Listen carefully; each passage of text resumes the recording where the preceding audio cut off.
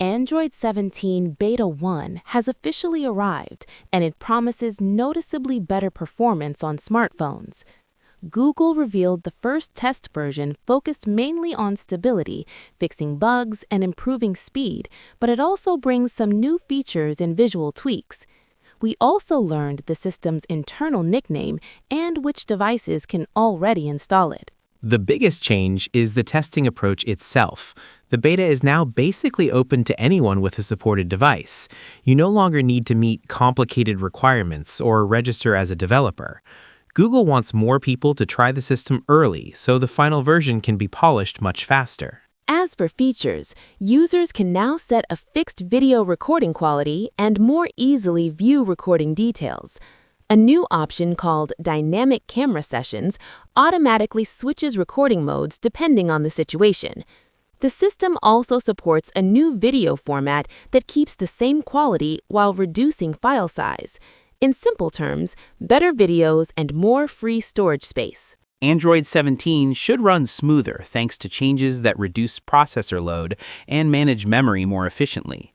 Privacy and security were also improved.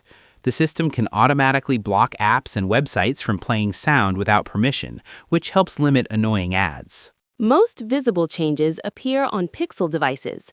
The home screen search widget has been refreshed and now looks more modern and semi-transparent. The button layout was changed too, and the first button now launches AI-assisted search.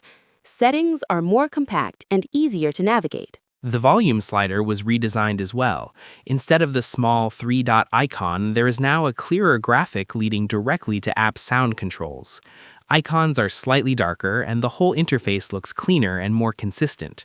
Testers are still discovering additional small changes. Android 17 carries the internal code name Cinnamon Bun. Google still uses dessert names internally, even though they are no longer used in marketing.